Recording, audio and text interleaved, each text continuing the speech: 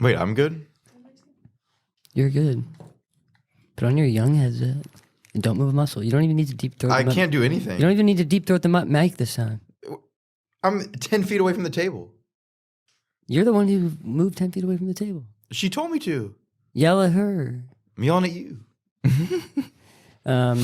Good morning.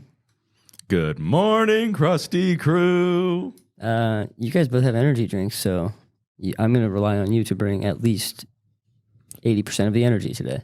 That's proportional. Who's this little guy? That's Scarn. Oh, That's no. Beach Day Michael Scott. We've sold out. Have you Show him. So this is actually the guy from Threat Level Midnight Zero Prime. No, this is Beach Day. Beach, you've Scarn. you've seen the whole thing or just Yeah, I have episodes? seen the whole Okay, thing. so yeah, when they go and they do beach games so that Michael can find out who his successor is going to be.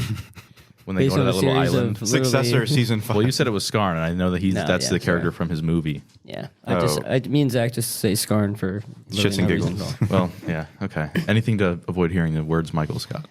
It's all the same. Scarn will be on your shit list soon enough. All right. Well, thanks for tuning in to another episode of your favorite movie podcast. I'd like to hear if you guys have watched anything particularly nice this week. I didn't watch anything this week except for the first episode of season 15 of Ink Master and this movie. Ooh. Thoughts on Ink Master? Should be cool. I forgot the name of Dave since he's not in it this season. Oh, I forgot Dave's last name. What is it? I don't even remember. Yep. All right. Archia or something? Maybe it starts Or with am an I thinking of David Archuleta? I think you're thinking of Dave Archuleta as well. Same person. He's another Dave with a musical background. Dude, shout out David Archuleta. What about you? Did you watch the GTA 6 trailer, though? Is the real question. I did. Thoughts? I thought you would have raged again. You would have. It looked exactly like the Cyberpunk 2077 trailer from 3 years ago. But Cyberpunk 2077 trailer from 3 years ago was a sham. Yeah, is this That going was to be a a straight sham? up lie. No, Rockstar True. is always they haven't 100% publicly that accurate yet. to their trailers. It's real. All right. Well, it should be a cool looking game then. It's real news. I've been getting back into Cyberpunk 2077. I think I saw you new- playing that the other day. They like the new update. It's finally finished. Like they put in the metro system. There's You a can now bring metro your system? now bring your girlfriend over to your house No shot. at Dude. free will. Free will? Here we Wait, go. she has free will? How or- much does she cost? She does not have free will, How much does she cost? dude. She's free. She Oh, wants. she goes willingly. Yeah, Wait, is she like a anadarmus projection? Or is she that would be a sick. real No, she's a real human being. a real It's Pan human Am. cyborg. You finished the game. Pan Am? Yeah. I don't remember. Do I you hardly think I know. remember what Pan Am is? I don't remember shit. But anyways, the game's Wait, sick. did you get Phantom now. Liberty? I'm going to finish the game first and then think Okay, about it, but nice. probably. What did I watch this week? Checking Diary. I watched The Royal Hotel, that new movie with the girl from Ozark, Julie Gardner, who yeah. plays shit. I can't remember her name in that. The Trailer Park Girl. This movie was not good. 2 stars. Don't watch it. They really sold it. I was like excited to watch this one. Wow. It was kind of like these 2 girls go on like a travel and work kind of program, and they were working at this bar hotel, and misogyny and basically scary men. Mm-hmm. And this was fucking corny as shit. Would not recommend. Neon is proving themselves to be kind of mid. Yeah. Like they shouldn't even be in the conversation with A24 at this point. They never should have been. Were they? Matt, They're frequently. I mean, no, they're frequently compared because like they're just, I guess, smaller studios that are like more focused on like art house production, or originally focused on like art house production type, And when we say art house production, like cinema, like more just like Primer's it's like art house. making a movie for like. And I could be getting this wrong, but this is how I understand it. Making a movie more for like the artistic sense versus like let's make as much money as possible. okay. So I like it. but Neon did Parasite. They distributed Parasite, so The one-hit wonder. no, they have a bunch of others. I can't remember them right now. But anyways, and then I watched Primer. Only once though. Any second time watchers here? Absolutely Nope. not. Okay, good. Didn't need it. I digested everything as it was happening and made all the right connections, of course. Okay, very good. This is Zach's pick, so perhaps I'll go first. Wait, Zach, did you watch any movies besides Primer? Any media? I don't watch You anything. just played Cyberpunk. Yeah, because I have a girlfriend. I have to. I'm forced to watch the Santa Claus series with Tim Allen on Disney Plus. It's a great series, so don't complain about it. Your girlfriend's. You should be thanking your girlfriend for making you watch that. I'm For trying letting to. you watch She keeps telling me she wants to watch Oppenheimer, and I say let's watch Oppenheimer, and she says let's watch Santa Claus. So I'm screwed. Get to the theater and see Oppenheimer in the re-release. I'm not seeing it in the theater when I have it in 4K. Shut at up. home. All right. I'm Matt. I'm Dennis. I'm Zach. And this is The Litter Box, the movie podcast by cat dads with shitty movie takes. Woohoo!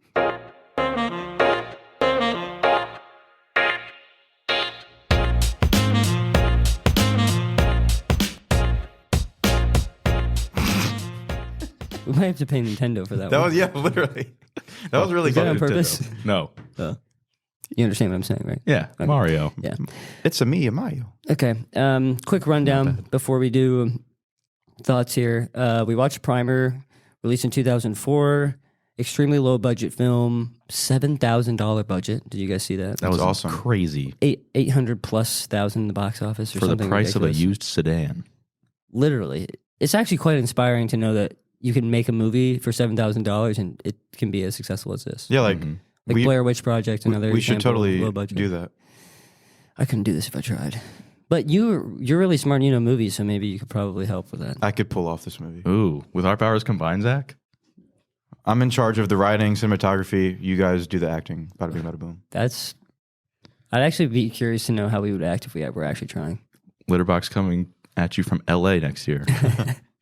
So this won the Grand Jury Prize at Sundance Film Festival, which is kind of like, I don't know if it's the top prize. I think perhaps it's the top prize. So it got a lot of attention there, and that's probably what led to its kind of box office insane success. But this one's a very heady movie. The synopsis reads as, friends and fledgling entrepreneurs invent a device in their garage which reduces the apparent mass of any object placed inside it. But they discover that it has some highly unexpected capabilities, ones that could enable them to do and to have seemingly anything they want. Taking advantage of this unique opportunity is the very first challenge they face. Dealing with the consequences is the next. How ominous. Mm-hmm. Yeah. This has a insanely short runtime. I believe 77 minutes. 78 by my count, but It breaks the record for all-time low. yeah. True. Well done. And can you tell me, Zach, where did you hear about this movie? Because this was a little bit off the wall. I would not peg you for a primer person. He's the definition of it. And I also wouldn't peg you unless. Why not? Why not? I don't know. I was thinking about that the other day. Like, I know it was years ago, like at least a decade ago, that I like first.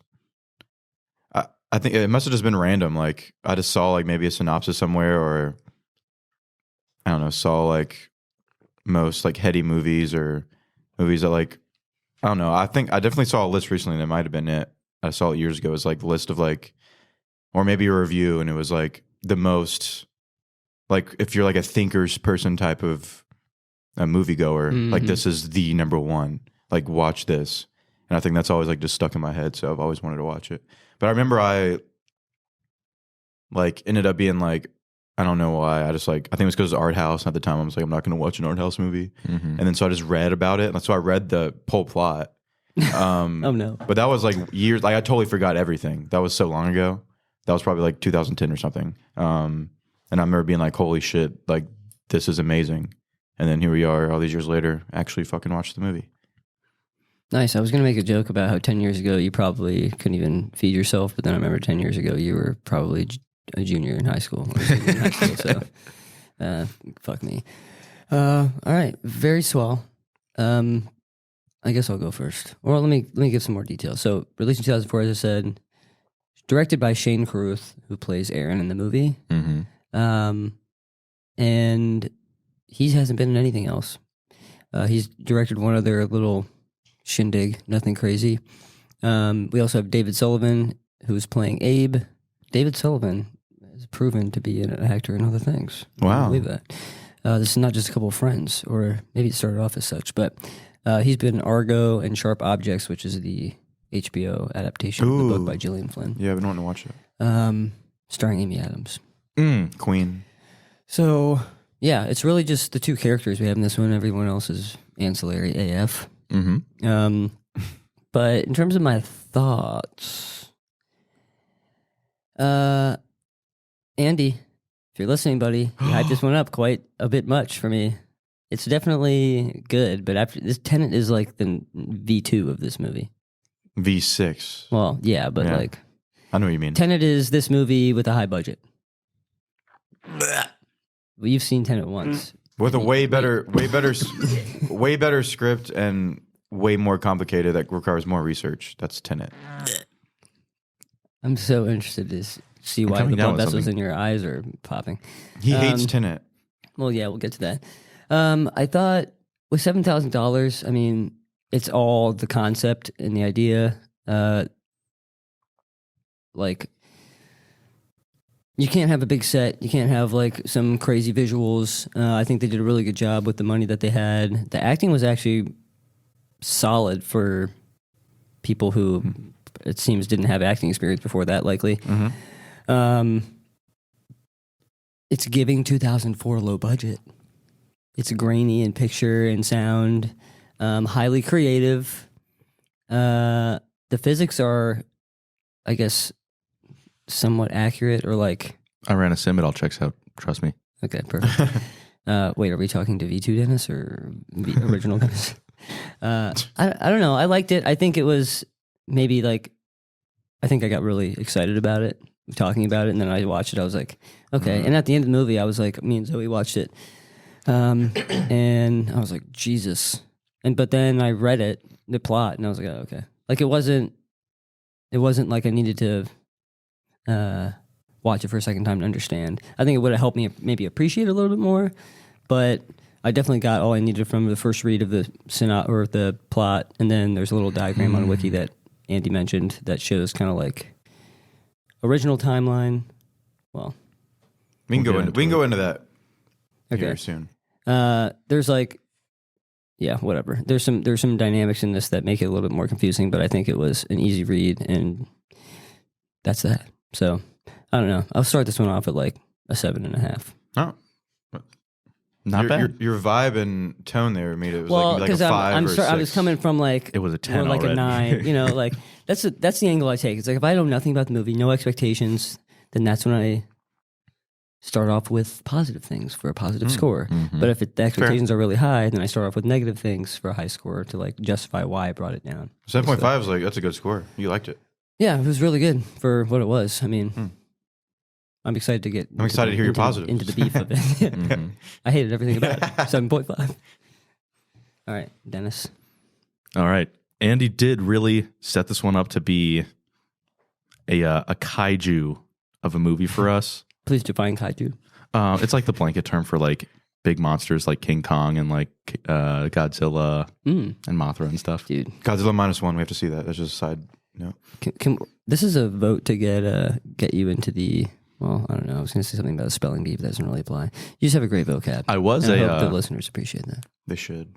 Like 2007 Stardust Elementary School runner-up in the spelling bee.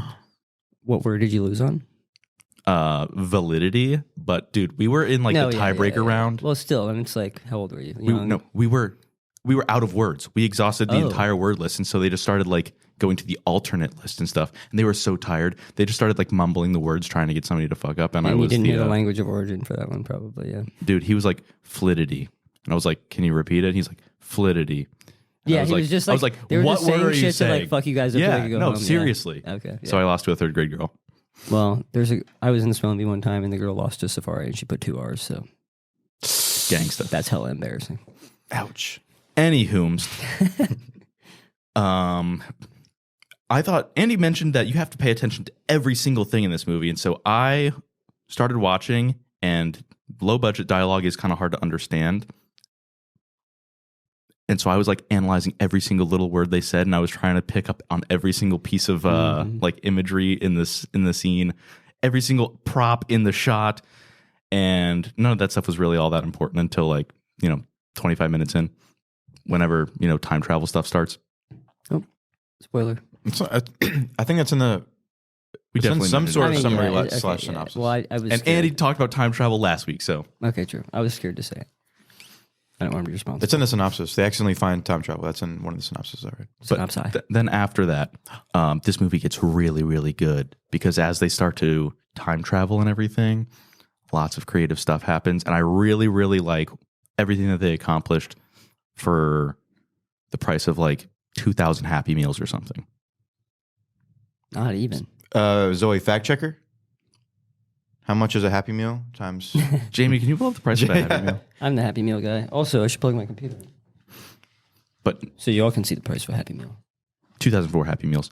Anyway, really, really like this one. I thank Andy for picking it and Zach for picking it and Andy for vouching for it because not a lot of times do you see an independent film like this get such success. What did it gross? Like $800,000? Wild. Yeah. Fucking nuts, dude. Mm-hmm. Talk about ROI. It's just Huge inspiring. ROI. We can totally do this, boys. And I think the story of this movie is something really cool too. It's short and sweet, high value movie in a lot of different ways. I was blown away after I read the chart that I found on I think it was honestly a computer programming forum, which kind of checks out. And that opened up a world of possibility for me because I didn't digest everything the way I said it was. I lied about that. After having it explained via this great diagram, I was very, very happy with the movie, Nice. and I really liked it. So I'm going to start it out at an 8.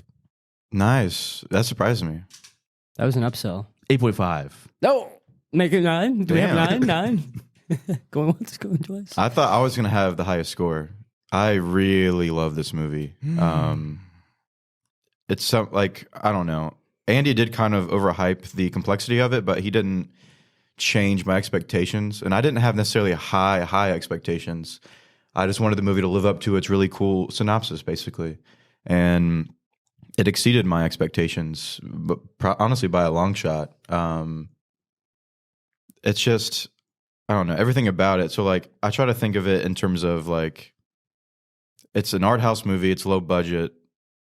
But if they made this movie today, I'd want it to look the exact same. The whole point of the movie is that it honestly needs to look found footage because the whole point is that these smart it's like amateur. yeah, it's amateur guys inventing something on accident, and it's that's just the point kind of the movie. And even the director said that was the point he wanted to portray is that some of the biggest and most major inventions in the world happen by accident and happen in somebody's garage or with baseline materials, just dumb shit happening. With And the that's catalytic converter of your 1997 Honda. yeah. And so we wanted to portray that. And so everything, the cinematography, I thought was really, really well done.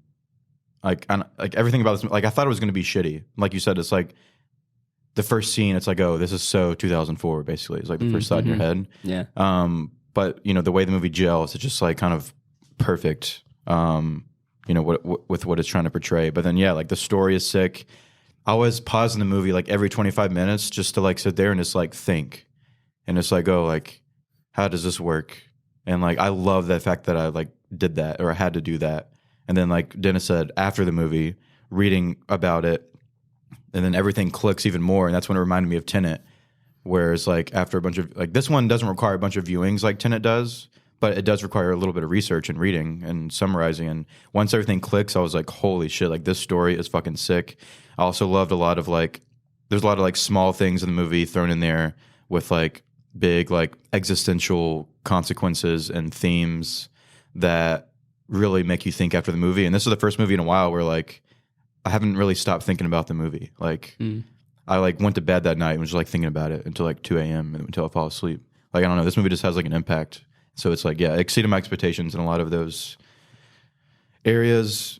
Like Matt said, I thought the acting was surprisingly good for non-actors, more or less. Right.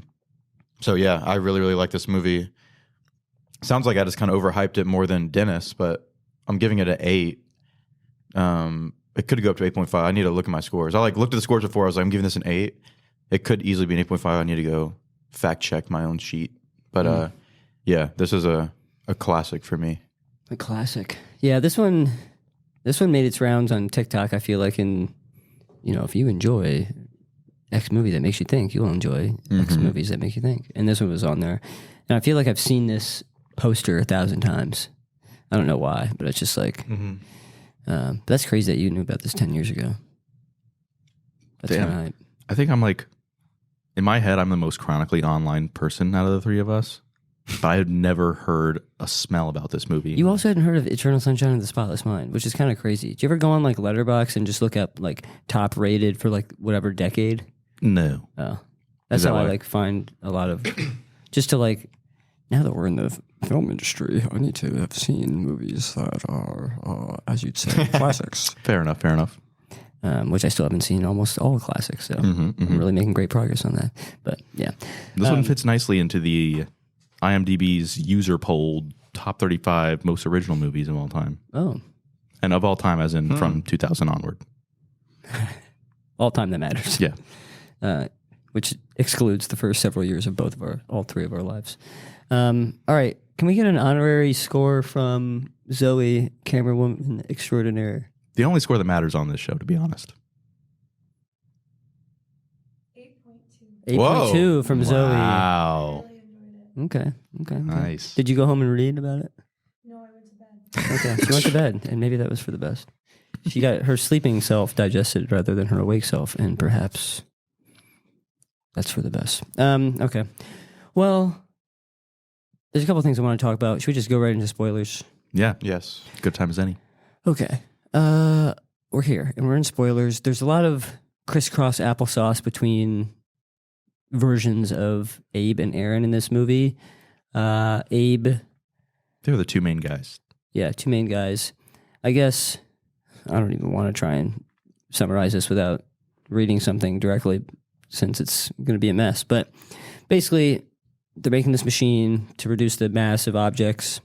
Abe discovers time travel, or discovers that the machine basically sent their little subject thing backwards in time, effectively. And he shows it to Aaron and kind of gets Aaron into the process of which Abe has been following up to this point to stay out of the double's way, kind of secludes himself in a hotel room. Aaron seems to be a passenger on the Abe train of, let me teach you about time travel.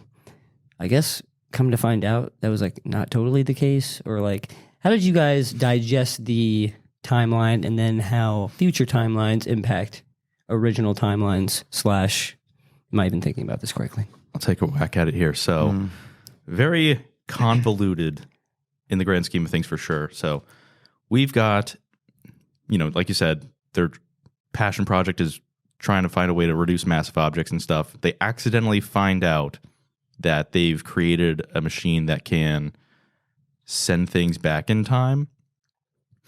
And so Abe brings this to Aaron and says, look, we're like essentially sending shit back in time. And then maybe a day later or so, he comes to Aaron and says, Aaron, you're not going to like this. This might be weird to you, but look what's about to happen. And he like points down the road, and there's a copy of Abe walking into a building, essentially saying, look, man, time travel is possible. There's me from earlier today. Aaron is blown away. And so now they go back and forth and start thinking about, what they can do with this, what their next move is. Are they going to start time traveling all the time? What is their next, plan of attack for this kind of technology they've discovered? Like you said, Aaron seems like he's player 2 in this situation, because Abe is the one that kind of like found this out while Aaron was away. Aaron is like coming along with Abe for the ride, like you said, but then we get to find out that as they start time traveling more and more, every timeline has potential to go back even further. Mm-hmm. There's lots more hidden time machines that they have created separate from each other. So throughout most of the movie, all we see is them going into their two respective time machines together so that they can go back 6 hours each day, play with the stock market, make infinite money, bam. But since each of them can go back in time, they can go back in time before the other person wakes up in the previous timeline and everything like that. It gets really, really crazy. Yeah. and essentially each of them, I think, starts to like try to play God, and it wears on the friendship. Yeah. So the primary conflict in this is that Aaron wants to. I guess it really starts when Aaron wants to be like the hero at that party, right? Where said gunman is coming in and he's about to, I guess, inflict some harm. Yeah, I mean, there's like a little scene where after they both discover that they can travel through time, they ask a hypothetical question to each other. You know, what would you do if you could go back in time and do anything? Even though they've kind of low-key agreed, let's not start fucking with time on a heavy scale. But if you could change the past in any way, what'd you do? He's like, I'd go punch a jerk in the face. Yeah. Something like that. Which I thought was fucking corny, man. Like, I was like, that's... Like, if I had time travel, like, actually doing that would never even cross my mind. Like, that's just like a waste of, travel, I feel like. Yeah, I think I missed what he was saying because I thought he was saying he wanted to go, like, punch his, like, dumbass boss in the face. Yeah. That's what it was? Yeah. I was like, okay. That's what I'm saying. I was like, what? But then I was reading later on that I think maybe the point of that was, like, they were going to do that and then they were going to go back in time and stop themselves from doing that. He just wanted to experience the feeling of doing that. Yeah, but then they were gonna like go back and then revert it. But it's like, I don't know. Kind of that was like the most glaringly like, okay, like come on, guys, you made a really smart movie, and that was you could have been like, oh, I want to go back and like say the right thing or like approach the girl in the bar or like that's the something same. with It's more the same impact, sentiment, I guess. Fuck, I don't know. Anyways, so then Abe kind of realizes maybe we shouldn't be time traveling and this is all a mistake. And then Aaron is like, I want more. And so more time travel. And so that kind of creates the divide between them. It involves the use of failsafe machine 2, or the failsafe machine, the box 2, they call them the box. So the original boxes are in a storage unit. Abe and Aaron travel back in time simultaneously, basically by entering the box. And are you understanding it as it's like, basically it's like you're frozen in time in the box? I think that's kind of how. No. When you enter the box, you start traveling back. Yeah, but you still experience that time. Mm-hmm. You like, okay. Yeah, so you're traveling back in time at the same rate that time is occurring normally, but just backwards. They're living 36-hour days now. Right, because they're going back 6 hours and then having that 6 hours again. Yeah. So then that's the 12. And that's taking a toll on their 24. bodies, yeah. Yeah. We have some ear bleeding, handwriting takes a toll. I thought that was a really smart way. So genius. Yeah. Like, on a low budget, that's like the best way you can show, like, I'm having brain damage. I think this... Fake blood in the ear and shaky writing, which costs literally nothing to do, Is his name Shane Carruth? Yeah, Shane Carruth, the guy that plays Aaron, wrote, directed, had the idea for this, funded, did the music, trained the lions in the circus for this movie or whatever. He did everything. He was the mastermind for sure, and ended up playing himself because he couldn't find anybody else to do it, that he wanted to do it. Oh, really? Mm-hmm. Interesting. Yeah. So, such bravo. That idea is crazy. And I think, you know what, this is a trivia tidbit I'm inserting. Do it. I think Ryan Johnson, the guy from Looper, the guy that did Looper. Good movie. Ryan Johnson, is that the guy who did Star Wars? Knives Out too, I think. Right? Oh, yeah, it's Knives Out. He thinks Primer is like one of his favorite time travel movies of all time. And then Shane Carruth came back and said, yeah, your time travel in Looper sucks. Yeah. That's what so a funny. savage. That's honestly on brand for Aaron. Yeah. I think Shane was playing himself in this movie. Yeah, probably. I mean, you do everything yourself in this movie. There's no way yourself doesn't bleed through. Yeah. All right, let's talk about the biggest twist of the movie. Yes. Which is that we found out that Aaron kind of was like the mastermind the whole time behind the scenes. We didn't know it, and he kind of fooled Abe. So I like that, but it also was my biggest complaint with the movie. And then maybe I'm just an idiot, but I feel like that moment should have hit harder during the initial watch. Because after, like, I understood what was happening, but like after I was reading the plot afterwards, it was like a jaw drop moment. Like, holy fuck, this is insanely sick. Like, so badass. But like the way the movie was, I guess, written and cut / edited, that twist didn't come off as big as it should have. And so that was a big disappointment for me. I wanted it to be a more grandeur reveal, and I think would have had a bigger emotional impact if they would have done some things differently. But the idea, story wise, I mean, plot wise, was fucking sick. So I just wanted to talk about that. Yeah. Go ahead, Matt. There's so much to talk about here, Mike. It's like you have to talk about X, Y, and Z things to talk about A, B, and C things. But I thought that reveal hit me as I would have expected. I think there's so many things swirling in the air of this movie, like ideas and plot lines and or plot points. You're just like trying to grab whatever ones you can out of the air, and hopefully you do it in the right order, because if you don't, you're gonna have a bad time. So I guess probably I don't know. Do you have something else you want to talk about on that point? Because I kind of want to talk about something else that. Well, before I guess we dig into that, did we want to? This is fucking hard. I would say for sure that, like Matt said, there's so many things going on when it's revealed that it is hard to latch on and digest that in time. But once you're able to read it chronologically, the impact is much harder for sure. Yeah. And that makes it such a.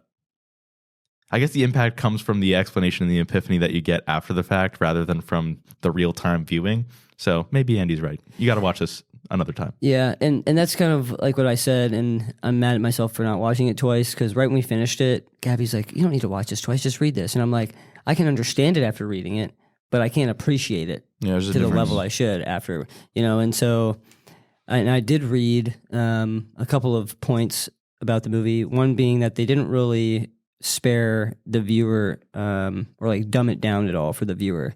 They used real physics terms, and research was done on the science side as much as you can to make this sound believable and not oversimplify things, and then kind of almost putting an exponent on that idea of difficulty for the viewer to understand if they're not science minded is they didn't do there was no exposition, there was no explanation of here's what's happening. So it's which I think is fine, because I think it makes it more gratifying when you do understand what's happening versus being on the nose about it, kind of. Yeah, this isn't Interstellar. But it's still, I don't know. It's they say it's a thinking man's movie. For sure, you have to be signing up for 2 hours of work for an hour and a half movie or whatever. Well, to that point, that's one of the main things I like about this movie, how unique it is. In terms of how the dialogue is written, they're literally talking over each other,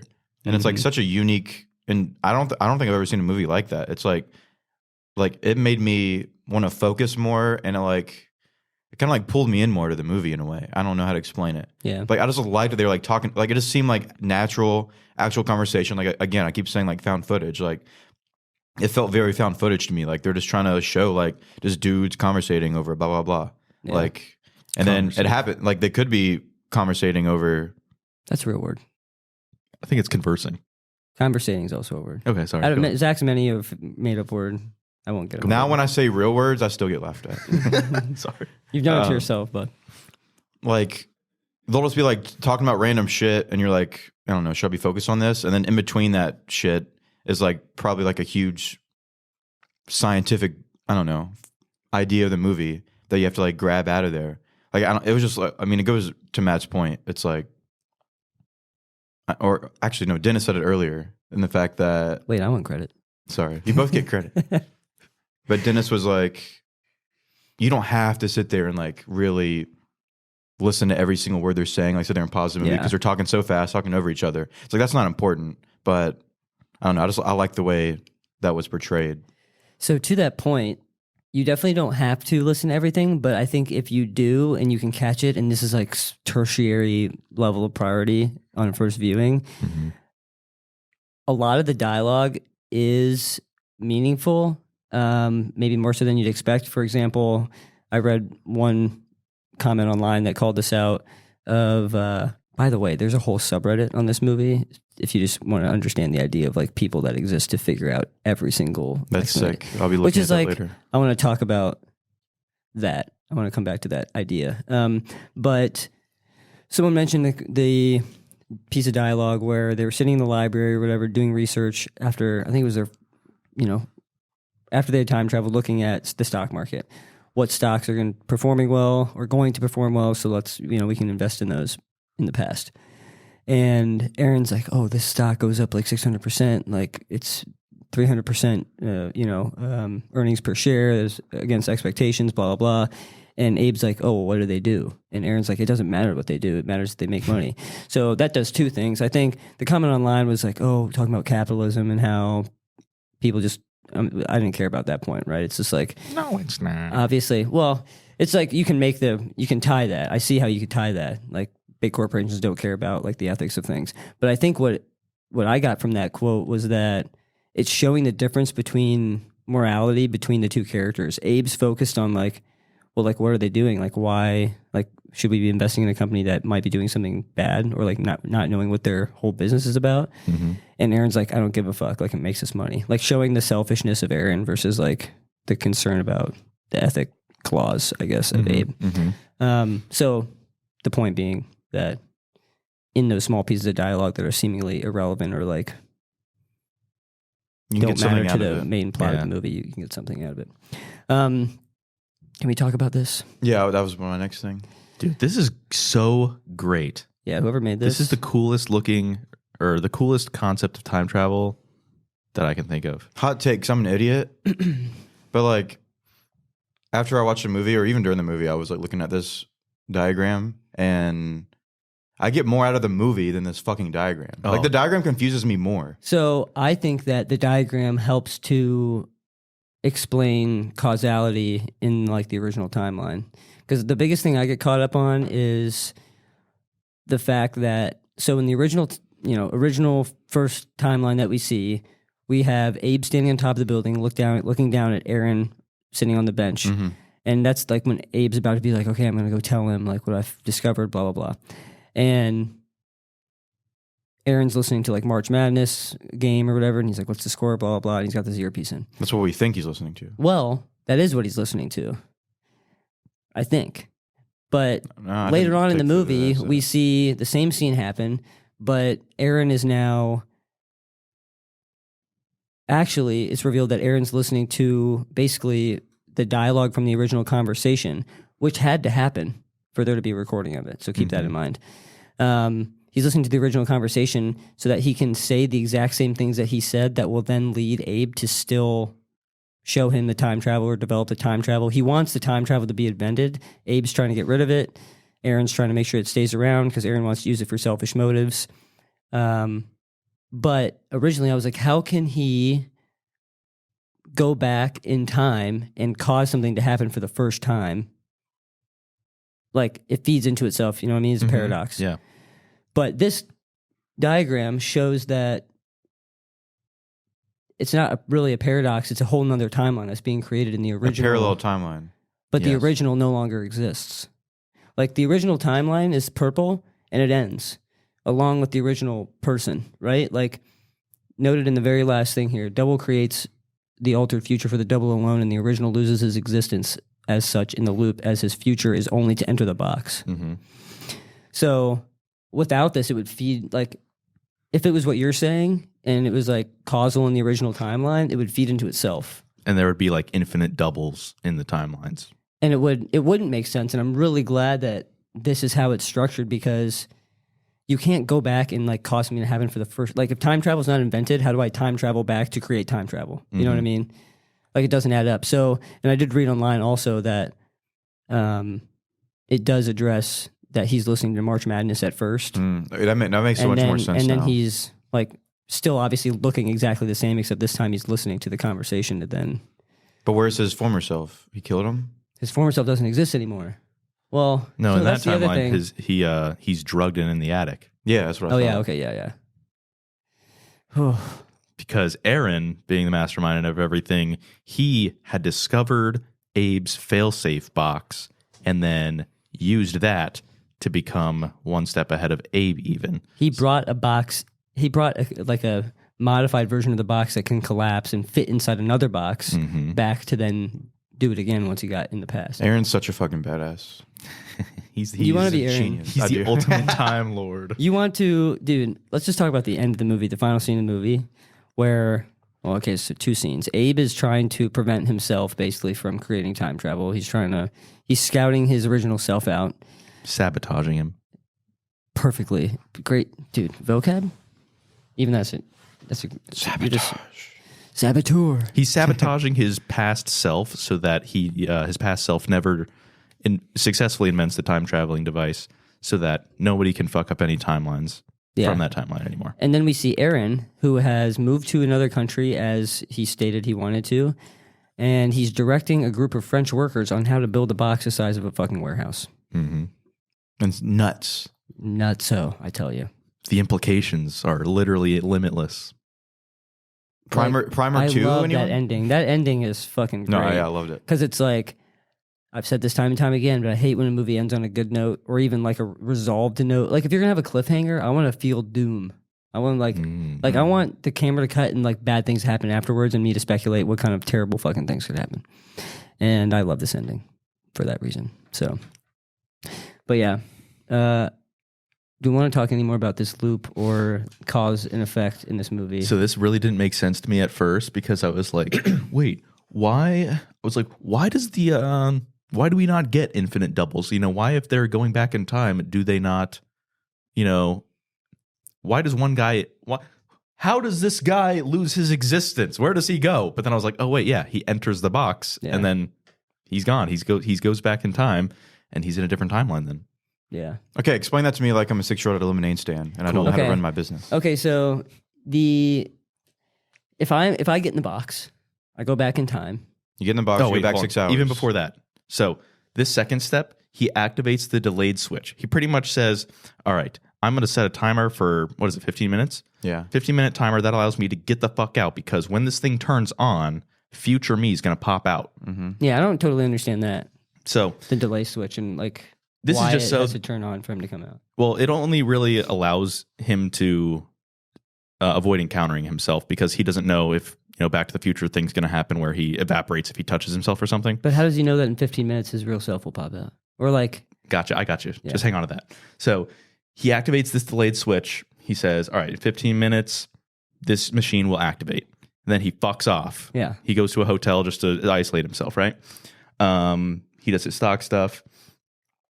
Then he goes back, 6 hours elapses after he hits the timer, and he goes into his box. right. His box that he has just entered is now going to send him back 6 hours. To the box that But while he's doing that, his future self has come out 6 hours earlier. Or his future self has just come out, 5 minutes or 15 minutes after he activated the box. Right. So then there's that 6 hours that they're both walking the earth at the same time. Right. That's why that's right. Like on the bottom here, period when original and double exist simultaneously. Yeah. Yeah. I'm with you. And so while he... Remember at the beginning when he activated the timer on the box and then fucked off? Yeah. Well, once that 15 minutes has passed and the machine pretty much is done cooking, it's like, ding! Aaron from 6 hours in the future pops out and then walks the earth, Oh, fuck. No, yeah, I know. I understand that. I think, does that make sense to you now, Zach? That part, What's confusing?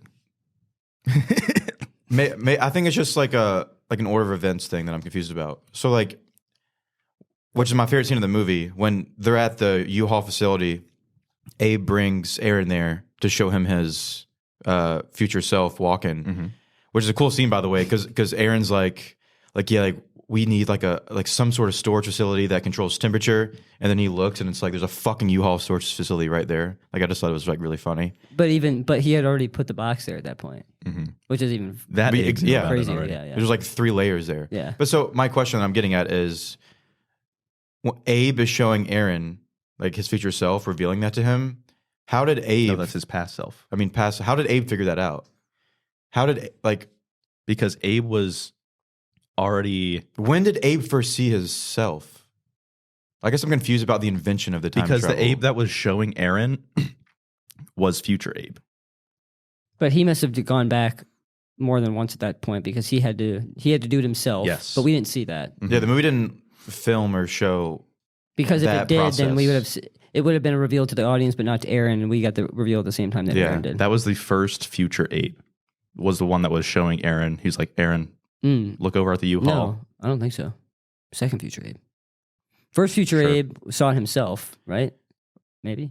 Sure. Perhaps. Yeah. So Sure. Yeah, but it had to know. I think I was just thinking about it wrong during my. Well, I keep saying first viewing, my only viewing. I definitely need to watch it again. That like because I took it as Abe found out that they invented time travel by seeing him fucking himself.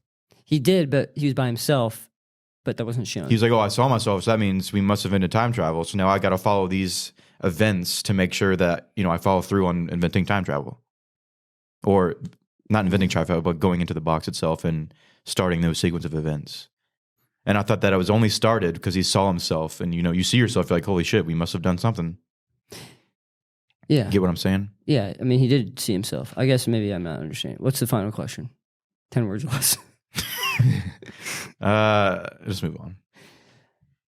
What's confusing? We could talk No, about I'm this good. for hours. I'm good on this. Well, actually, the delay switch is the main piece. Like, so obviously we see like the parabola. Oh, right? I got you here. I got you. Okay. So You said you got me last time, then you no, explained a bunch okay. of So shit so Abe. This is Abe right here in the diagram. Meet Abe. Hello, Yeah. Abe. Abe is nice. Abe knows at 6 p.m. When he wakes up, he goes at 6 p.m. I'm going to go into the box. Right? You wake up, Matt, and you want to time travel that day. So you're like, okay, at 6 p.m. I'm going to the box. I'm going into the box and I'm going to travel 6 hours into the past. Yeah. He knows that the second he wakes up. So in the early steps, he knows. And so he activates this switch because that's what's going to allow him to pop back out. Got it. I Got get it. that now. Okay. Yeah. He has to preheat the oven. Well, okay. Yeah. It has to be on 6 hours prior to when he's getting in. So if he's getting in at 6, it has to be on at 12. So he puts the delay switch on at 11:45. It's on at 12. Future Abe pops out. Bada bing, bada boom. Yeah. Profit. Infinite money. Step 2A, color code Z documents. And I love how when he pops out, he doesn't need to worry about his double past 6 p.m. because that ceases Abe to will exist. always, Yeah. Abe will always get into the box because he needs to still time travel backwards. Yeah. So do you understand that piece, Zach, about him ceasing, the original Abe ceasing to exist? Based on what he just said, kind of, yeah.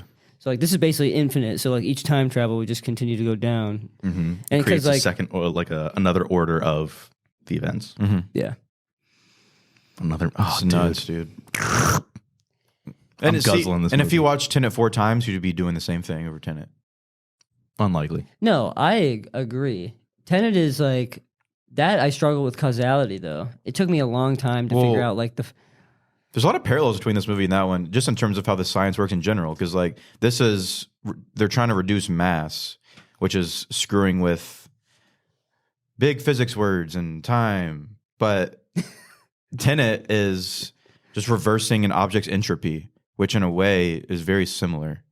Because I'm not as brushed up on Tenet to have an intelligent conversation about this. Just FYI. I'm also not brushed up at all on entropy well, as a concept.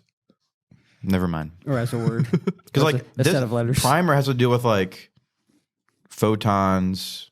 Like there's a neat little diagram on Wikipedia talking about that specifically. Wait, do you have a sample of photons you can show us? I brought it with me. I don't. It's very similar to Tenet though in the way that the science is explained, which is curious. So, spoiler for Tenet. I don't know how long No. ago you saw it. What do you mean? I'm no? just kidding. Like 2 months. The biggest thing that I struggled with after reading was like, how does he go on to start it? How does John David Washington go start Tenet? Because It's a paradox. It's a self-serving loop. no, it's just a regular loop.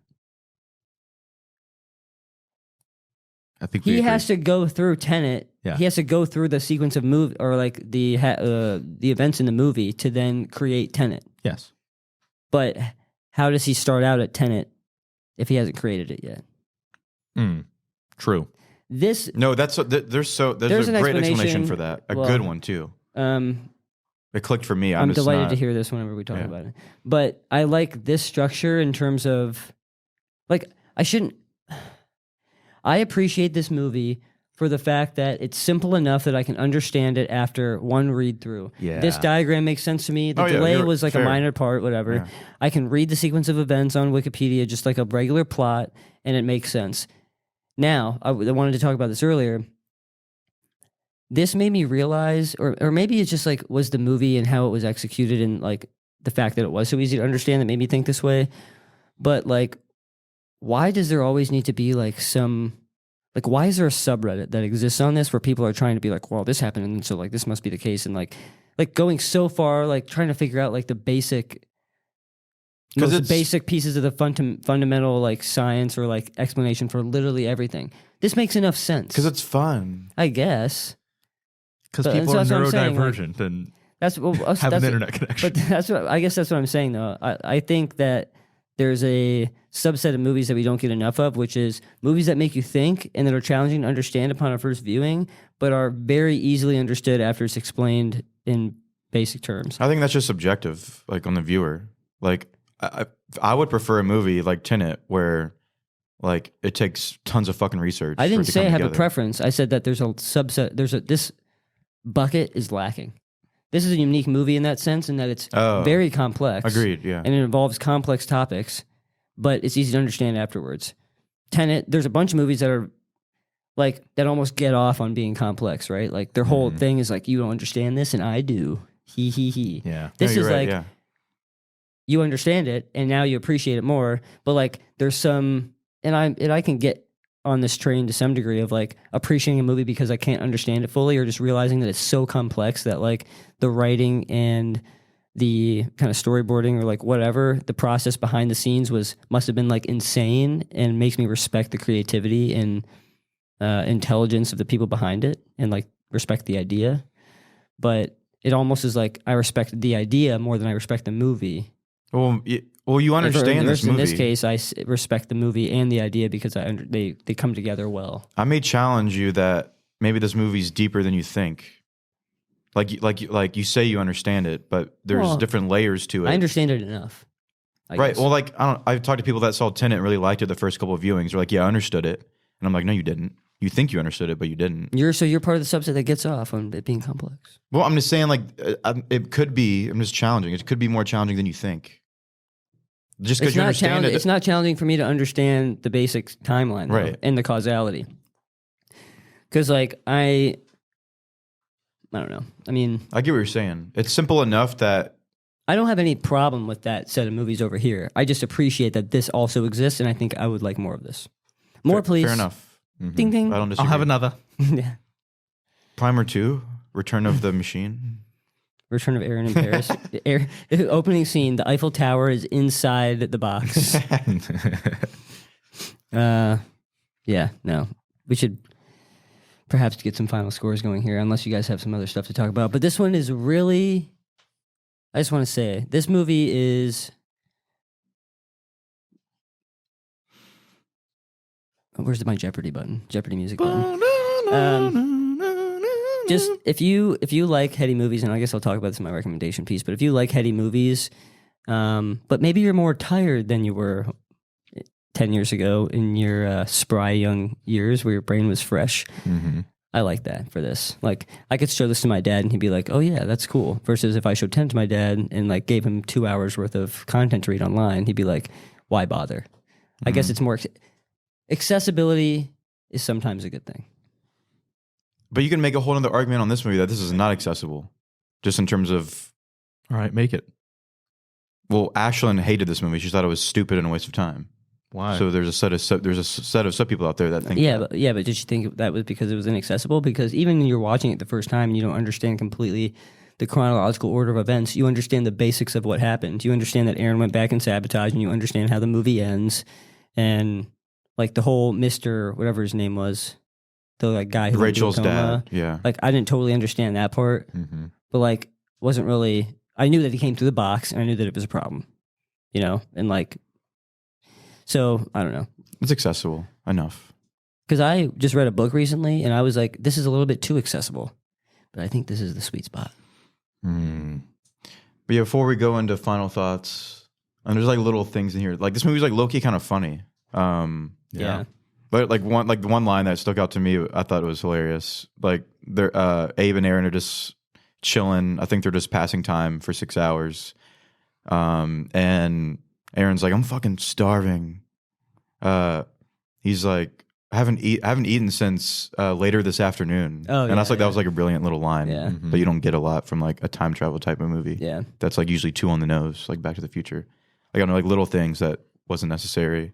And then like they'd have like, I don't know, it's just so fucking realistic. Like they have like this deep, they're both just standing, pumping gas, and then like have like the deepest of conversations ever, talking about,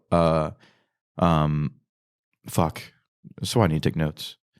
They're talking about like free will versus, like talking about like an existential dilemma in a 4-minute conversation at a gas pump, which is like, I don't know. Oh, yeah. Me and you will be in a car just quick, like randomly talking about like some crazy moral dilemma, and like they're just doing it at a gas pump for 3 minutes. Yeah. It's like the movie like feeds you like bits and pieces of like brilliance in a way, or just like shit I'm really interested in. Yeah, but it's fun. Yeah, but to your point, it's like it's interesting how they do it in like with the amateur facade. Right. basically. Yeah, exactly.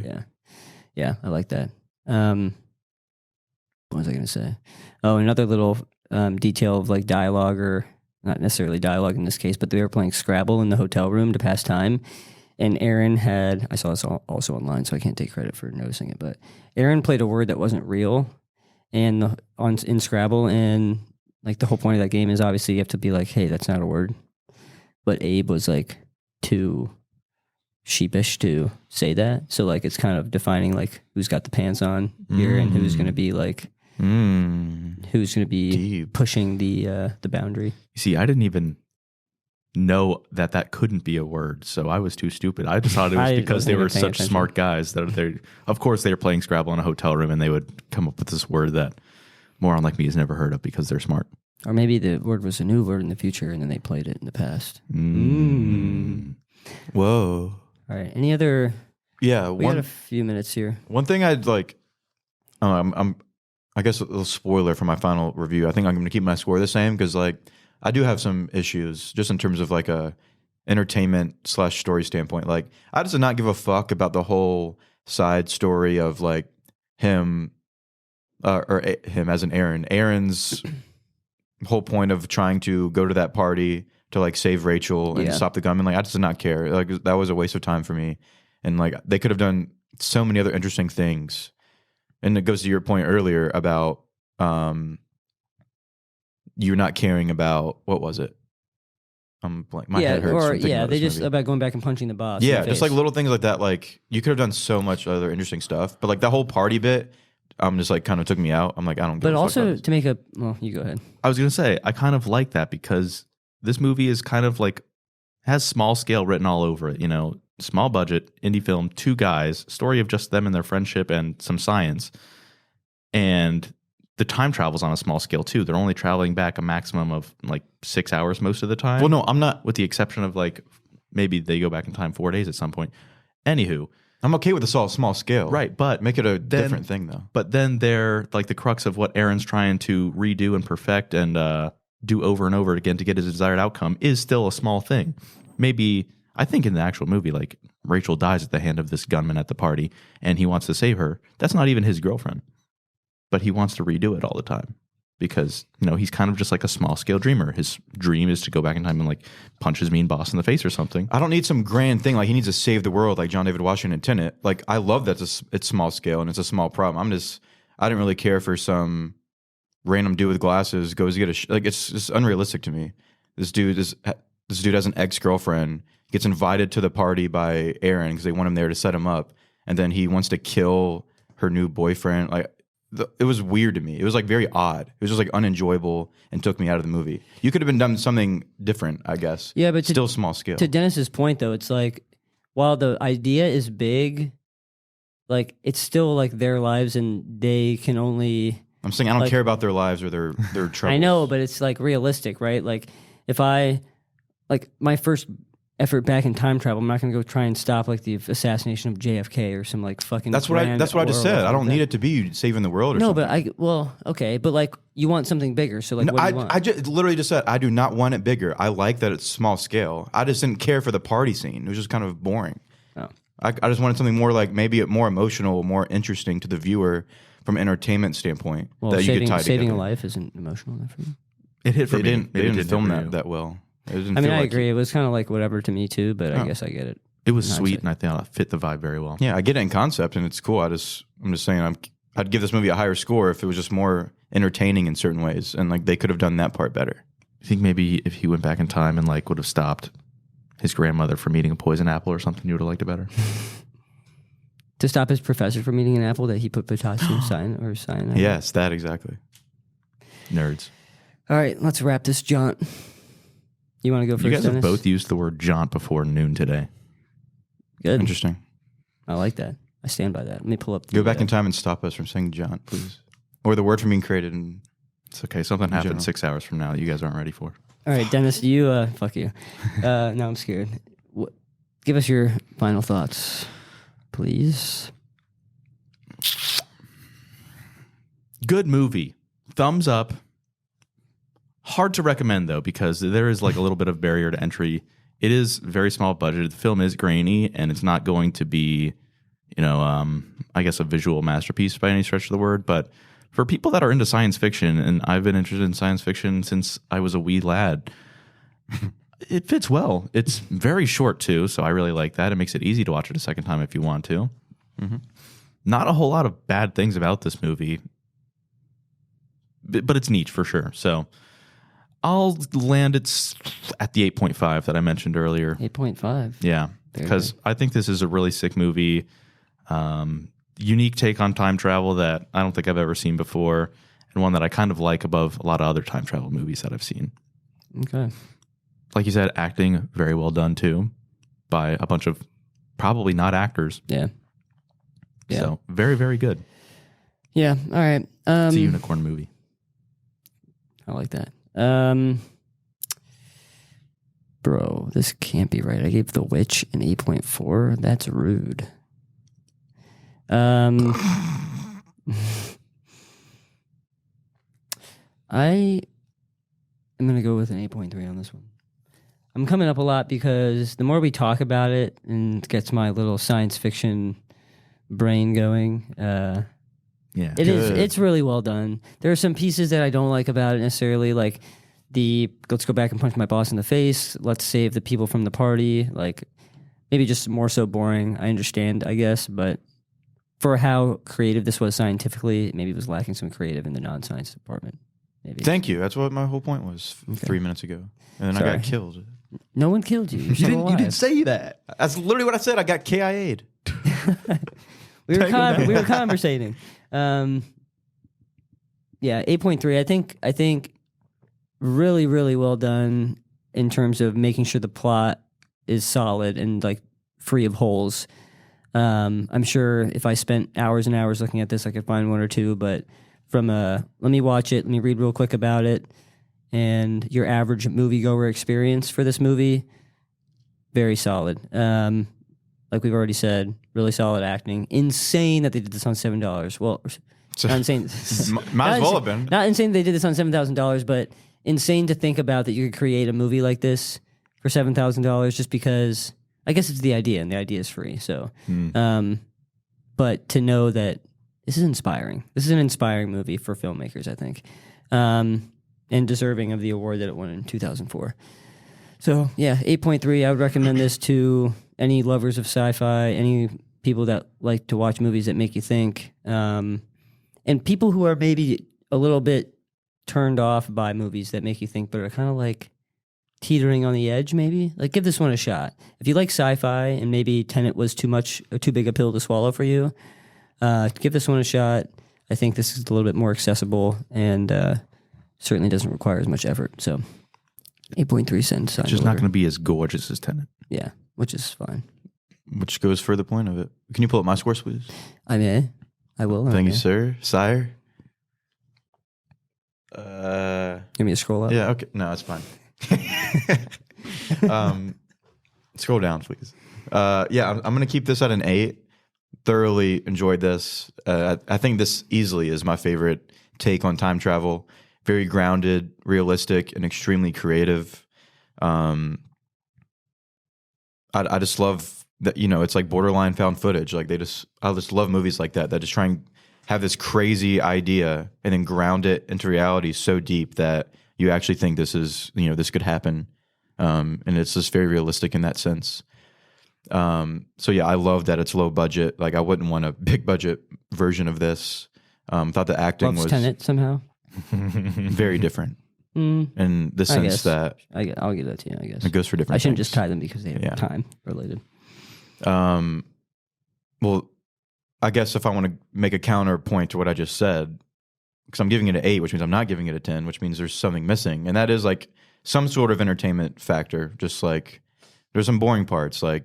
I just don't care, I could care more about these characters. The dialogue could be written better. Mm-hmm. It could be shot, better from, I don't know. There's a lot of subjectiveness in there. But I love Tenet because it goes way deeper into science, makes you think way harder. It literally takes 4 viewings and hours of reading to even comprehend what's going on. I subjectively enjoy that more. Not to mention it's like a James Bond movie in terms of its espionage, it's like, it's just right up my alley. So that's the enjoyment factor. I think Primer could have been better, but for what it was going after is, like Matt said, super inspiring. Makes me want to go, come up with some crazy script, literally though, and make it on an iPhone. Like you could literally do that. That's nothing. That's just one of my credit cards. A couple lucky Bitcoin bits. So yeah, but in terms of recommendations, I guess I agree with you too. Like, I don't know. I feel like most people will just. Casual idiots out there. I'm just kidding. Casuals out there will just be like, I'm bored. Mm-hmm. Some people can't even get past like the 2004 grainy look. They check out immediately. But if you're a thinker's movie guru, you have to watch this. And this is easily probably my top, 2. This and Tenet, I guess. I can't think of another one. I'm I don't know, Annihilation might be one, but. What, just heady movies you're saying? Heady movies, yeah, exactly. Yeah. So okay. But I'm going to keep it at an 8. Really, really love this one. So glad I picked it. Right. Would you say the entertainment value doesn't come from what happens on screen? It comes from what happens in your head? And so if you're not making connections in your head? Comes from perception. Sure, okay. So that's kind of answers your question, but kind of doesn't, but that's how I like it. All right, sure. I don't understand what's happening. Whatever, fuck it, I hate it. Think about that and then get back to me. All right. Dennis is up next week for his pick. Yes. So we have a tri-pronged fork of movie options here. Oh my God. Do we have a Republican, a Democrat, and an independent candidate to vote on? I vote independent. Is this a vote? Yeah, it's a vote. Do you guys prefer foreign movie that is not very popular but has a lot of promise, in my opinion? Ooh. Do you prefer pop culture phenomenon, or do you prefer Oscar, Grammy, Tony Award winner? We have a bad record of those. Have we seen the pop culture phenomenon? I think have we seen everybody and their mom has seen the pop culture phenomenon. It took the world by storm back in college for us. I vote pop culture phenomenon, but that's a scary path. I can go for a fun one after this. Let's go pop culture phenomenon. Pop culture phenomenon. All right, we're going to watch Bird Box. Oh. I never saw. Wait, that's not the one with Sandra Bullock. Yeah, it is. That's the one. Oh, I was thinking of the one. It's either that one or the one with Michael Keaton. Birdman. Oh, see. But that was his other pick, the Grammy. Yeah. Actually, it wasn't, but the other one was related to birds, lol. I never saw. You're keeping these pocketed, I'm assuming? Yeah, sure. For future? I think I've only saw the ending of Bird Box, and that's it. I don't know why I thought pop culture phenomenon was going to be like something stupid like Mean Girls, but I said we'll do something fun, and it was Bird Box, so I'm like, fuck, that's dreary, but not in that way. Cool, I'm excited to watch this. I've watched it once, like way back when, and they're coming out with a sequel or like a spin-off. Really? Movie. I think it's like Bird Box in Spain. Oh, God. I wonder if it's just to appease a different audience globally. Bird Box. All right, cool deal. Well, thanks for tuning in to another episode of The Litter Box. Follow us on socials. Check out our Letterboxd account. If you don't know what that is, get on it. If you like movies, you can log your movies, rate your movies, hang out with your friends. It's like social media for movies. So see what your friends think about your favorite movies. Yeah. Give your friends an opportunity to roast your favorite movies, and vice versa. All right, well, check us out there. Until then, we will catch you on the next one. Adios. Bye. Bye.